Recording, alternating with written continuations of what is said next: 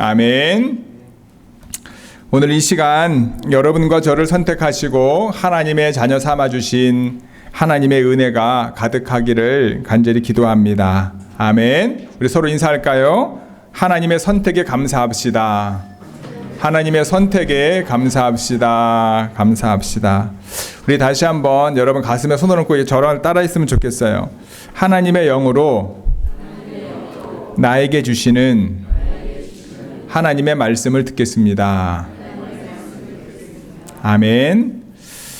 여러분, 생각의자라고 하는 말을 혹시 들어본 적 있으신가요? 생각의자. 들어보신 적 있으신 분 손 들어보시죠. 네. 두 분밖에 안 계세요? 신기하네. 생각의자는요, 여러분, 자녀를 키워보신 분들은 들어볼 확률이 더 많습니다. 어린아이가 스스로 잘못된 행동이나 실수에 대해서 곰곰이 생각해보고 이후에 그런 일을 반복하지 않도록 도와주는 이제 아이들 훈육 방법입니다. 때리거나 물건을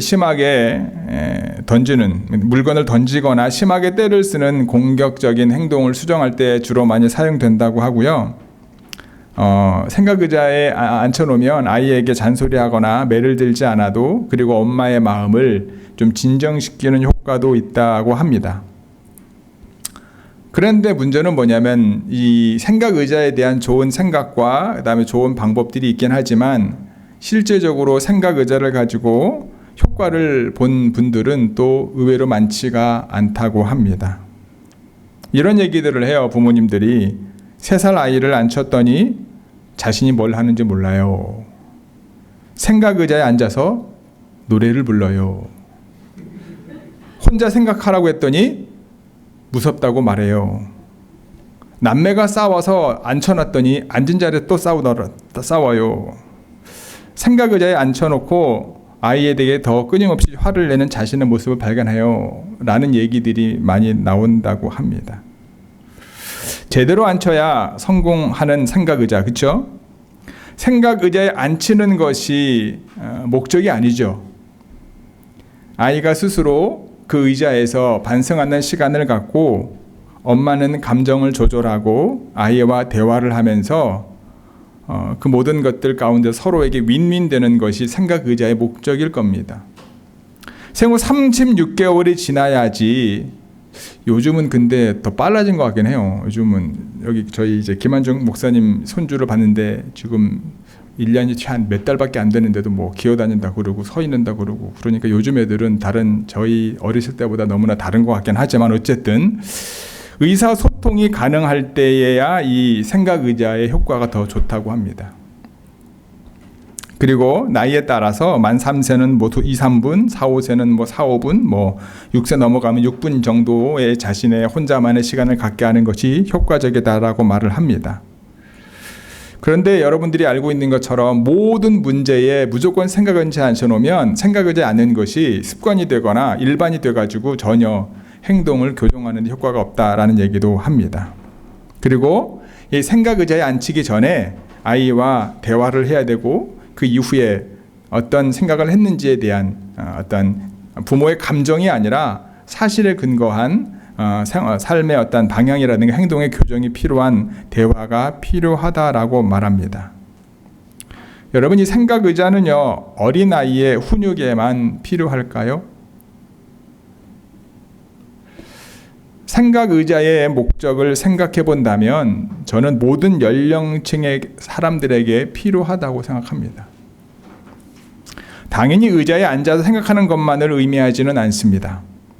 자신의 삶을 돌아보고는 시간을 갖는 것이 필요하다라는 거예요.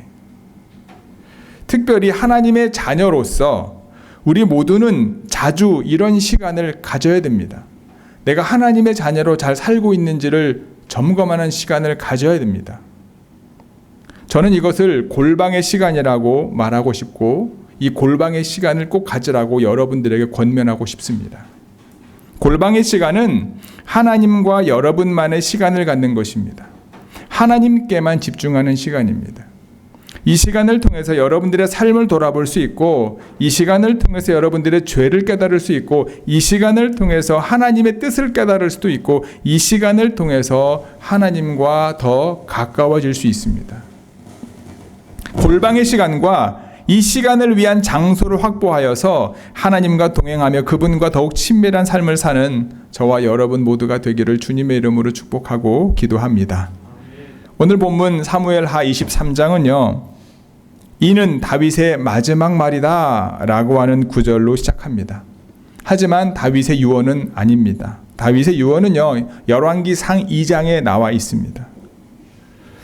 오늘 본문의 앞장인 사무엘하 22장에 이런 고백이 있어요. 주께서 다윗을 그의 모든 원수의 손과 사울의 손에서 건져 주셨을 때에 다윗이 이 노래로 주께 아뢰었다. 그러니까 사무엘하 22장과 23장은요, 그냥 한 장의 시간적 차이가 아니라 하나님의 구원의 은혜에 감사했고, 다윗이 자신의 마지막을 준비하는 어떤 유언과 같은 말씀이었기 때문에 장수로는 23, 24장, 22, 23장이지만 그 안에 시간적인 차이가 있었다라고 여러분들은 생각해 볼 수 있습니다. 우리가 알고 있는 것처럼 다윗의 삶은 결코 평범하지도 평탄하지도 않았습니다. 다윗은 그의 인생의 정점에 서기까지 수많은 시련과 좌절과 고난을 경험했습니다. 이스라엘의 초대 왕이었던 사울은 그 사울 왕 때문에 끊임없는 사망의 골짜기를 걸어야만 했고, 이웃 민족들로부터, 자신의 부하들로부터, 심지어 자신의 아들에게까지 배신을 당하고 죽음의 위협을 경험했던 것이 다윗의 삶이었습니다. 그러나 22장의 고백처럼 다윗은 뭐라고 하나님을 고백합니까? 방패요 요새이시고 반석이신 하나님, 내가 하나님만을 의지하고 하나님만을 바라보겠습니다. 그리고 하나님께 불을 지질 때마다 신실하게 응답하시고 함께 하시는 하나님의 은혜를 고백합니다.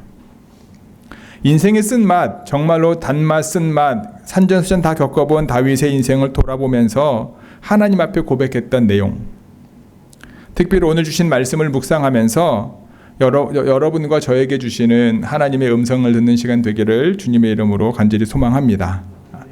인생을 돌아볼 때 해야 할 질문들이라고 하는 제목으로 오늘 말씀을 나누기를 원합니다.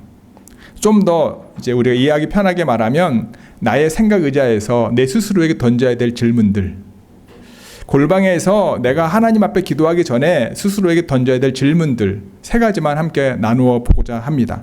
첫 번째는요, 나를 선택하신 분이 하나님이심을 믿었나요? 이 질문입니다. 나를 선택하신 분이 하나님이심을 믿었나요? 우리 1절, 2절 같이 읽어볼까요? 같이 읽겠습니다. 1절 읽겠습니다. 시작.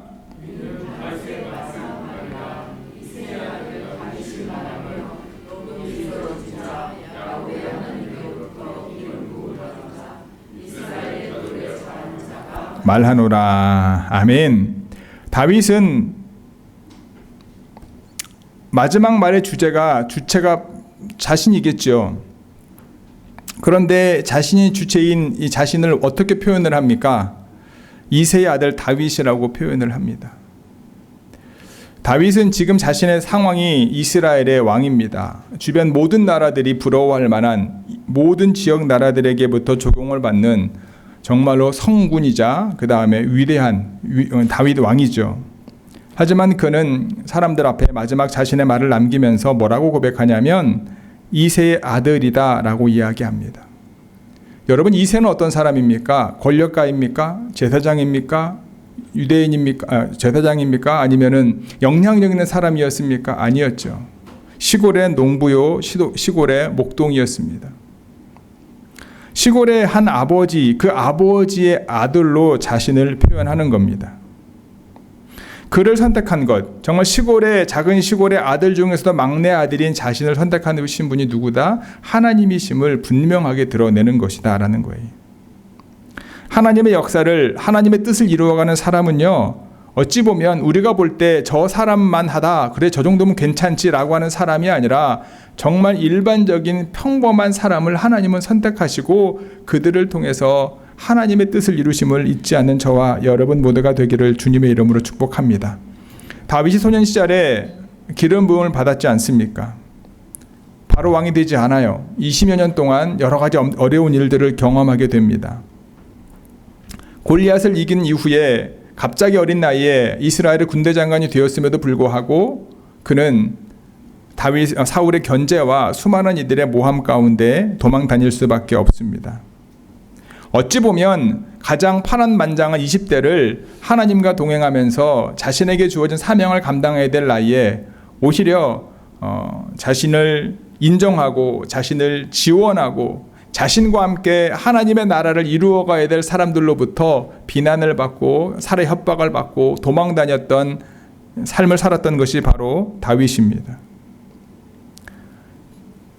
그런 다윗이 하나님 앞에서 자신을 선택한 하나님의 은혜를 고백하고 그 하나님을 무엇이라고 표현합니까?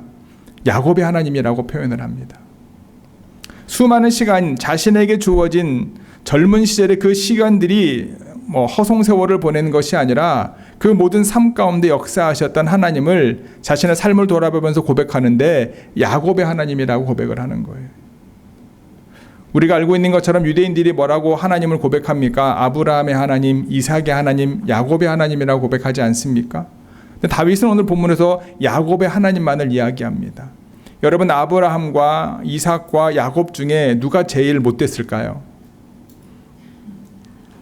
여러분들이 내가 이 사람의 삶을 따른다라고 한다면 아브라함, 그 다음에 이삭, 야곱의 삶 중에 누구를 따르기를 원하고 이 사람의 이 모습은 아닌 것 같아 라고 생각하시나요? 아마 모두가 다 야곱이다라고 이야기할 겁니다. 약사 빠르고 자신의 목적과 자신의 욕망을 채우기 위해 형을 속이고 여러 가지 하나님의 은혜와 역사하심이 그에게 있었지만 여러분 잘 야곱을 곰곰이 보면 어떻게 하나님이 야곱과 같은 사람을 선택하시고 사용하실 수 있었을까라는 생각을 갖게 만드는 것이 야곱이지 않습니까? 아브라함은 달랐죠. 이삭도 달랐습니다. 근데 야곱은요 오히려 과연 왜 이런 사람을 이라고 하는 질문을 던질 수밖에 없는 거 사실이지 않습니까? 근데 다윗은 그런 얘기를 하는 거예요. 야곱의 하나님. 어찌 보면 그만큼 자신이 비열하다라고 하는 표현은 아니지만 자신이 지금 이 자리에 서 있고 이스라엘 왕으로서 여러 가지 일들을 할 수 있었던 모든 것들에 대한 선택권이 누구에게 있었는지를 고백하는 거냐? 하나님이시다라는 거예요. 자기가 고생 끝에 어려움 끝에 이스라엘의 왕이 되었지만 이 모든 것들을 허락하신 분이 여호와 하나님이심을 고백하는 거예요. 다윗은 스스로를 높이 세워진 자라고 고백을 합니다. 높이 세워진 자의 의미는요, 높이 일으켜 세움을 받은 용사라고 하는 의미입니다. 지금이야 이스라엘 왕이 되어서 수십 년 동안 다스리면서 수많은 이들의 존경과 수많은 이들의 찬양과 영광을 받는 위치에 서 있지만 다윗의 삶을 통해서 보면 그렇게 쉽지 않은 삶을 살았던 거죠. 전체 인생 가운데 우리는 다 알기 때문에 그 과정 속에서 우리는 다윗에 대해서 우러러보고 위대하다고 고백하지만 다윗이 죽음의 고통 가운데 있을 그 상황 가운데 우리가 처해 있다면 지금 나의 인생의 타임테이블이 다윗이 성공한 하나님이 왕으로 세우신 이후에 이때가 아니라 이 중간 도망 다니거나 살해 협박을 받거나 미친 척하고 블레셋에서 귀양 갔던 어찌 보면은 망명 같던 이 시대에 내가 산다고 한다면 어찌 보면 이 모든 과정 가운데서 하나님이 세우셨다라고 하는 그 고백이 쉽지 않았을 거다라는 거죠.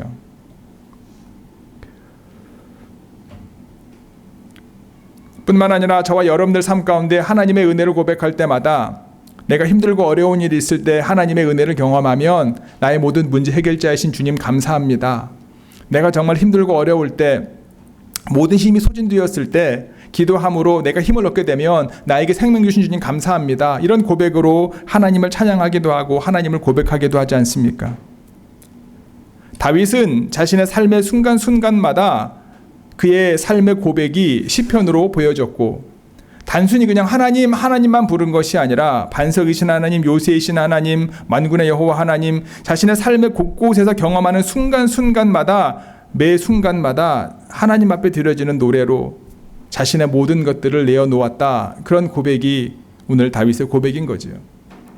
결론적으로 말하면 무슨 말입니까? 자신의 모든 인생을 선택하시고 하나님의 자녀 삼아 주셨을 뿐만 아니라 기름 부으시고 하나님의 어떤 왕으로서의 사역을 감당할 수 있도록 허락하신 분이 누구이심을 고백하고 있는 거예요? 하나님이심을 고백하고 있는 거다.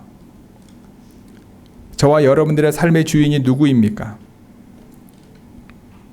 내 삶을 돌아볼 때마다 하나님이 나를 선택하셨으니 감사합니다. 또는 나의 지금 이 모습 이대로를 세우신 분이 하나님이심에 감사하고 있는가? 아니면 우리의 어떤 상황과 형편 속에서도 하나님을 찬양하고 하나님께 감사하고 나의 삶의 모든 것들이 녹아진 믿음의 시편과 고백을 드리고 있는가? 저와 여러분들의 삶이 그러한 삶의 믿음 가운데 나아가는 우리 좋은교회 모든 성도 여러분들이 되시기를 주님의 이름으로 축복하고 기도합니다. 하나님을 향한 다윗의 믿음은요, 이 어려운 시기를 통해서 다져졌습니다. 그것은 공부나 연구로 다져진 것이 아니고요, 하나님을 경험했던 믿음의 신앙으로 다져진 것입니다. 어둡고 두려운 광야에서 원수의 추격 앞에 죽음의 위기를 몇 번이나 넘기면서 하나님이 자기를 정말로 보호해 주신다라고 하는 사실을 그는 경험했습니다. 자신의 가야 될 길을 모르는 상황 가운데서도 내가 상상하지 못했던 길로 인도하시고 그곳 가운데 많은 사람들을 만나게 하시는 그 과정을 통해서 하나님이 나를 인도하시는구나, 나를 인도하시는 하나님을 그는 경험했던 겁니다. 여러분과 저를 선택하신 하나님께서 좋으신 하나님을 믿으신다면 지금 겪고 있는 힘들고 어려운 상황을 통해서 하나님의 뜻을 위하여 저와 여러분들을 훈련하시는 과정임을 기억하시기 바랍니다. 그 기간을 믿음으로 잘 넘길 때 하나님께서는 하나님의 뜻을 위하여 저와 여러분들을 사용하시게 될 것임을 잊지 않는 좋은교회 모든 성도 여러분들이 되시기를 바랍니다. 두 번째, 인생을 돌아볼 때 해야 할 질문들 두 번째가 뭐냐 하면, 하나님의 영이 나를 통해 말씀하셨나요? 따라해 볼까요? 하나님의 영이 나를 통해 말씀하셨나요? 2, 3, 4절 같이 읽겠습니다. 시작.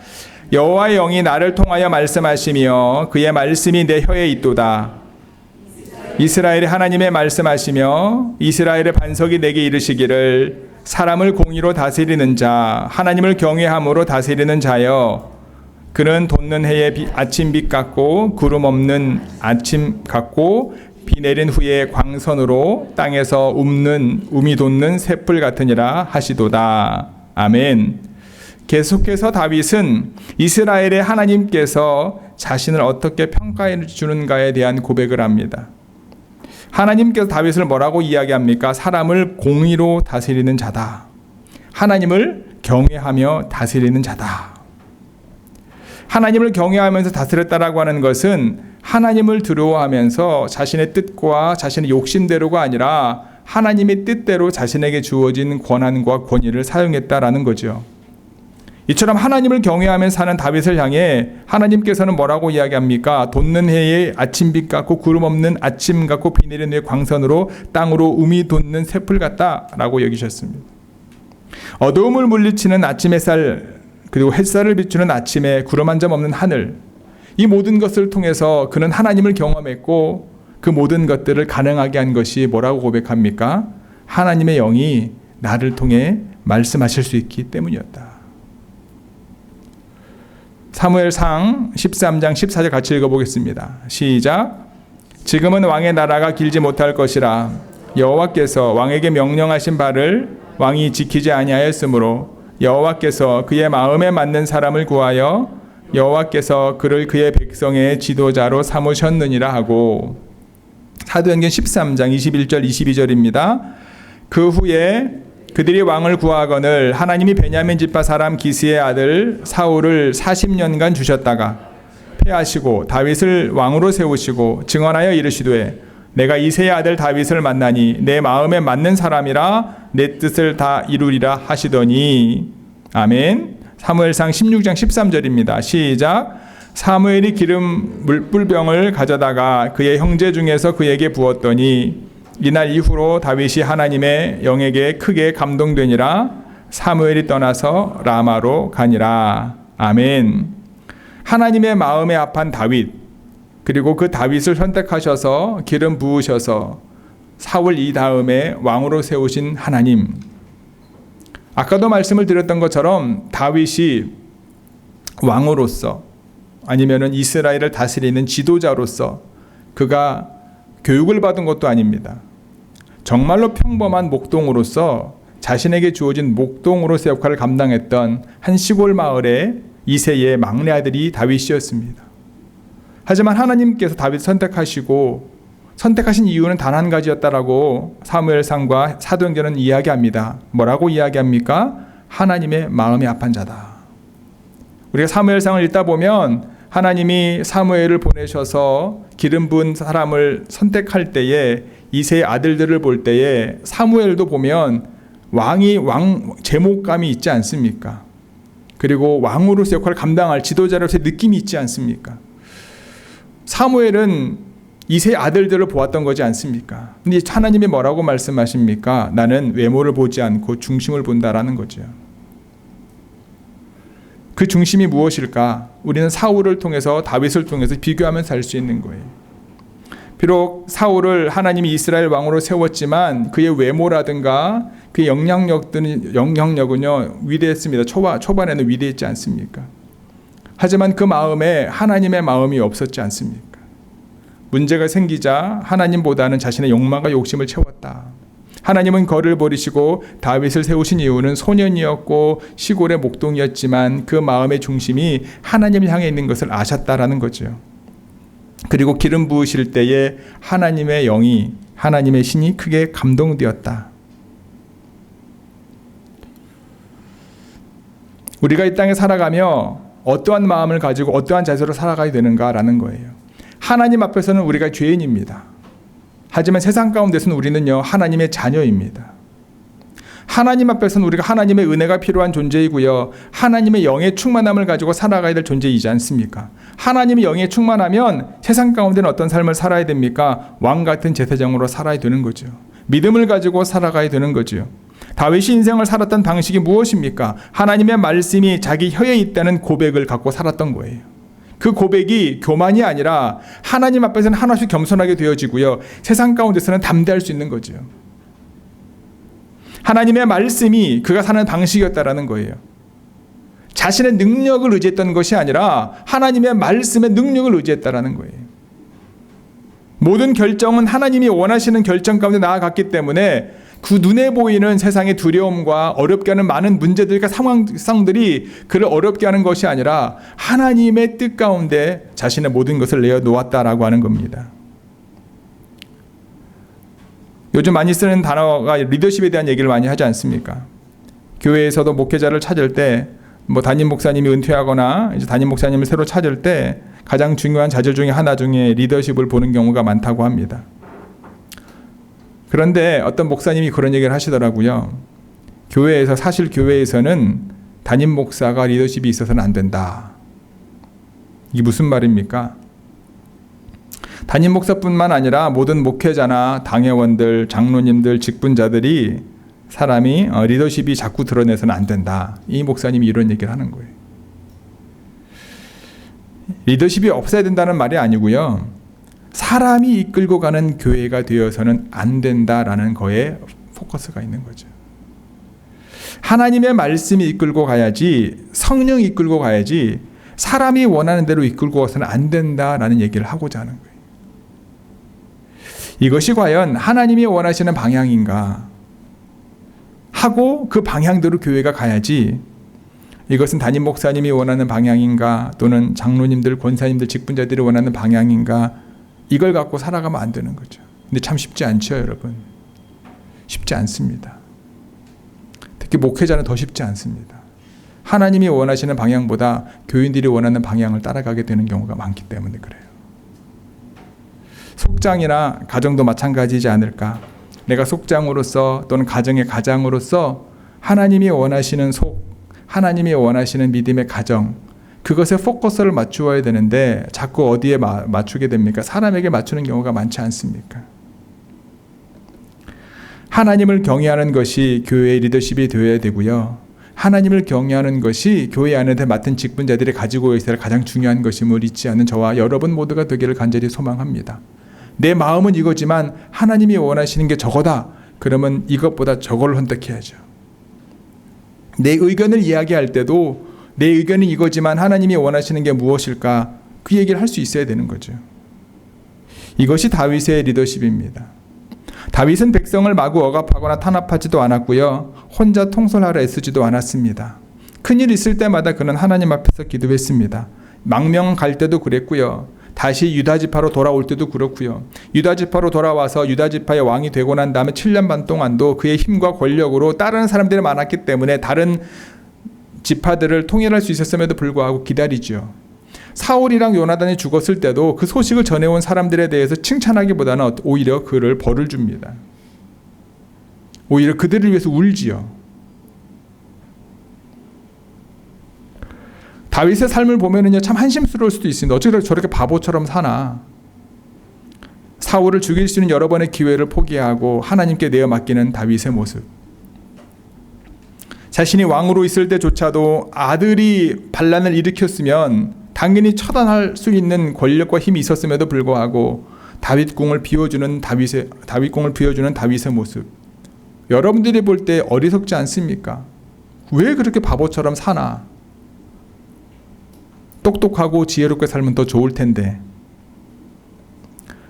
그렇게 답답할 정도로 살았던 다윗을 하나님께서 쓰실 수밖에 없었던 이유는 무엇이냐면 하나님의 영의 인도하심을 받는 삶을 살았기 때문이다라는 거예요. 하나님의 영이 말씀하실 수 있도록 자신의 현을 내어 드리는 삶을 살았기 때문이다라는 거예요. 그러니까 실수로 넘어졌을 때조차도요, 하나님께서 선지자를 통해서 하나님의 말씀을 하셨을 때 그 말씀을 받아들일 수 있었던 이유가 무엇입니까? 그 안에 성령의 민감함이 있어라는 거예요.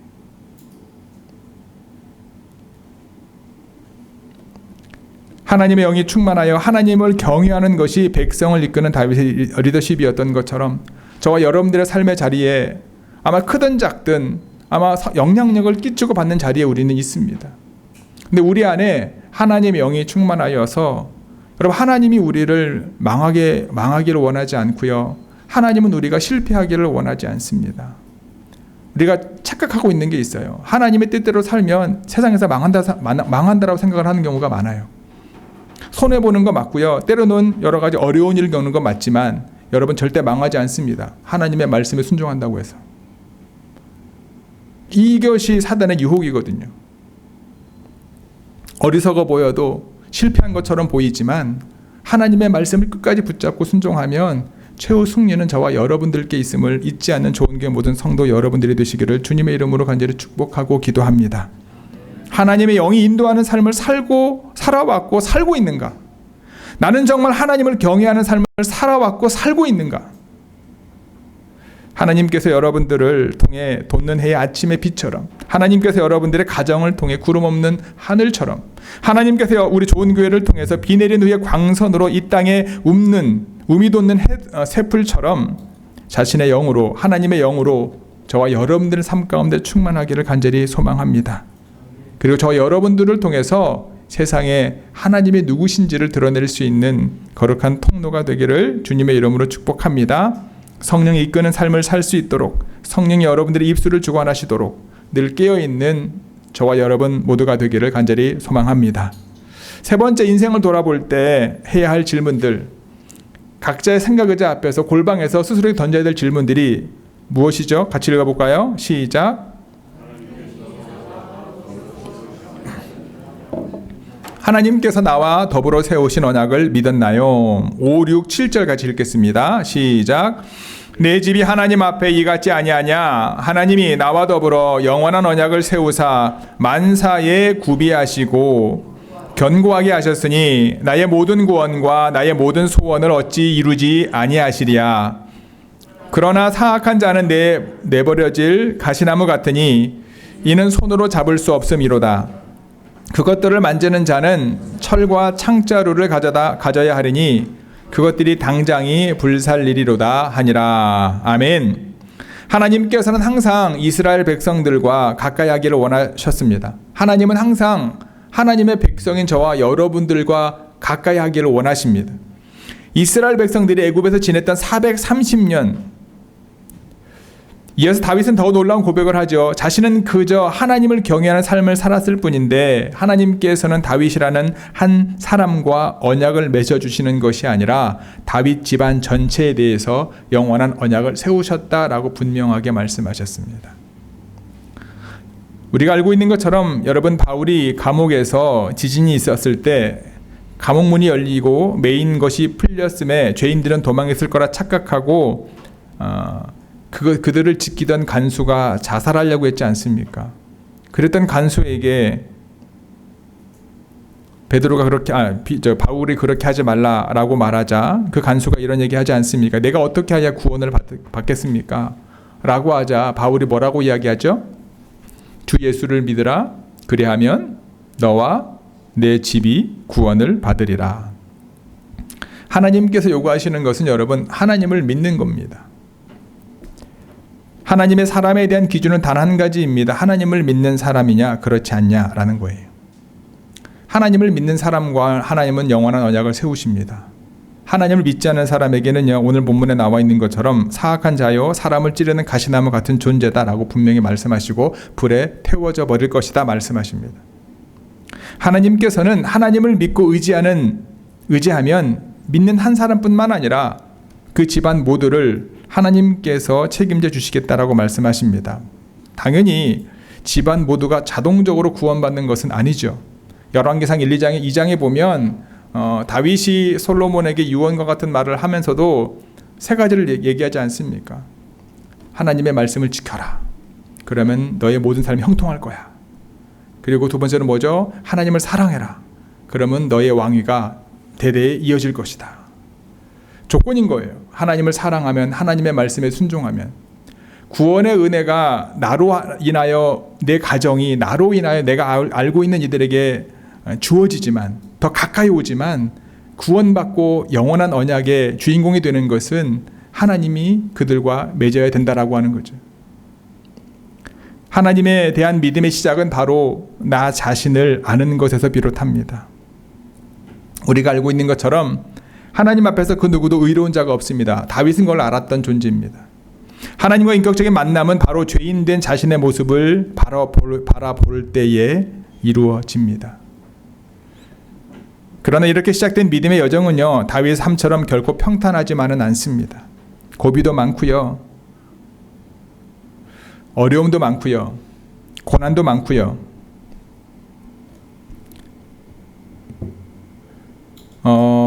어제 이제 저희 애들이 경봉이 서연이가 다니는 학교에서 댄스 페스티벌 같은 걸 했다고 해요. 그래서 한 8개, 10개 팀이 나와서 각자 이제 댄스를 준비해서 해요. 근데 뭐 대학생들이 하는 댄스가 뻔하지 않습니까?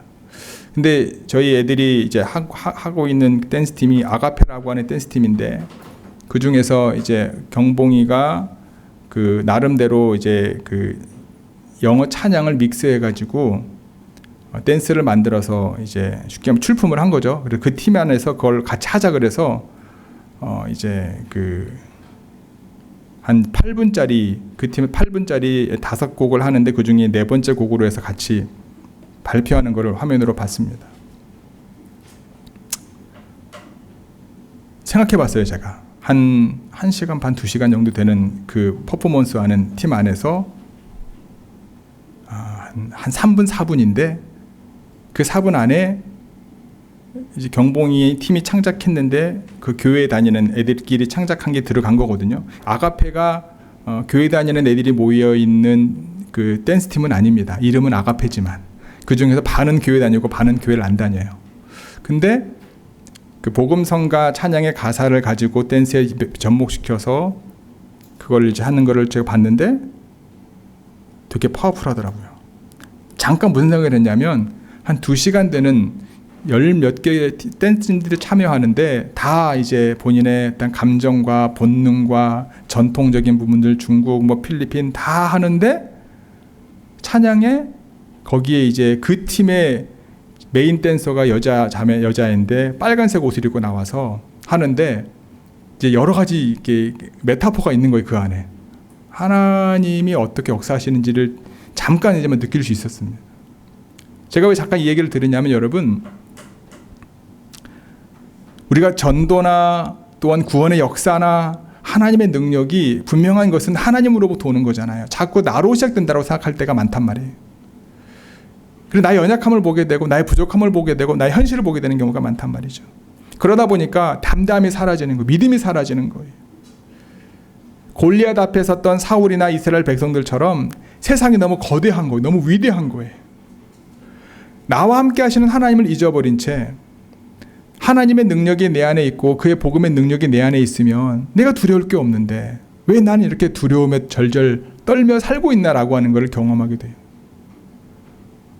열 몇 개 팀에서 세상적인 노래와 자신의 본능과 감정을 표현하는 그들 앞에서 잠깐이지만 하나님의 말씀의 복음의 능력을 십자가의 복음을 증거하는 그 1분 2분 사이에 그들의 어떤 댄스의 모션을 보고 제가 얼마나 큰 감동을 받았는지 모릅니다. 이게 그리스도인의 삶이다라는 거예요. 다윗이 정말로 보잘것없는 목동이었지만 하나님의 역사하심으로 이스라엘 왕이 되었지만 그 모든 과정 가운데 그를 이끌어갔던 것이 무엇이냐, 그리고 그와 언약을 세우신 분이 누구냐, 이것을 잊어버리지 않았다라는 거예요. 그 위대하신 하나님께서 나를 지켜주시고 위기 때마다 나를 구원해 주시고 내 가정을 지켜주시고 그리고 나와 언약을 세우셨는데 하나님의 말씀을 지키면 내가 네 가정, 네 자녀들 지켜줄게. 네가 왕이면 네 자녀들도 왕이 될 거야. 그 왕위도 지켜줄게. 우리가 알고 있는 것처럼 이것은 단순히 다윗 다음에 솔로몬뿐만 아니라 다윗의 왕가에서 영원한 하나님의 나라의 구원자이신 주님이 오시지 않습니까? 그것과 연결되어지는 거지 않을까? 믿음의 성도 여러분, 그 구원의 은혜가 오늘 저와 여러분들에게 임하게 됨을 잊지 마시기 바랍니다. 다윗은 자신의 인생을 돌아보면서 자신이 세우신 영원한 언약의 근거에서, 하나님께서 자신과 세우신 언약의 근거에서 그의 삶 가운데 늘 예비하셨고 준비하셨던 하나님을 고백합니다. 그리고 견고하게 하셨고 위험할 때마다 원수들에게서 구원해 주셨던 그 하나님, 그 하나님을 믿었기 때문에 어떠한 상황 가운데서든지 하나님 앞에 나아가서 기도할 수 있었고, 자신의 두려움이 하나님을 찬양하는 고백이 되었고, 자신의 부족함과 연약함이 아니라 담대함을 가지고 하나님과 동행하는 삶을 살았다라는 거예요. 좋은 교회 성도 여러분, 여러분과 예수님을 믿는 모든 자에게 영생을 약속하신 영원한 언약을 세우신 하나님께서 오늘 다윗을 통해 다시 한번 우리에게 확증하고 있음을 잊지 마시기 바랍니다. 여러분들의 삶 가운데 준비하시는 하나님, 여러분들의 삶을 견고하게 하시는 하나님, 참된 구원을 이루기 위해서 하나님께서 저와 여러분들을 선택하셨음을 믿고 그분과 동행하는 삶을 사는 좋은 교회 모든 성도 여러분들이 되시기를 주님의 이름으로 간절히 축복하고 기도합니다. 하나님을 믿는 사람 속에서는 하나님의 사랑과 은혜가 분명히 있습니다. 그들에게 주님의 영을 분명히 부어주셨겠다고 분명히 약속하셨습니다. 저나 여러분이나 우리 모두는 하나님이 당신의 뜻을 따라 세우고 사용하시는 일꾼일 뿐 그 이상도 그 이하도 아님을 기억하시기 바랍니다. 우리의 인생을 돌아볼 때마다 꼭 질문을 던져보십시오.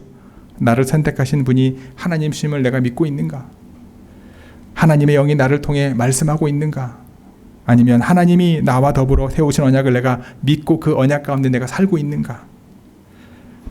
평범한 나를 선택하셔서 하나님의 자녀 삼아주시고 하나님의 영을 우리 안에 두셔서 하나님의 영에 이끌린 삶을 살 수 있도록 도와주시고 나와 세우신 영원한 생명의 약속을 믿고 이번 한 주간도 승리하는 저와 여러분 모두가 되기를 주님의 이름으로 축복하고 기도합니다. 아멘. 기도하시겠습니다.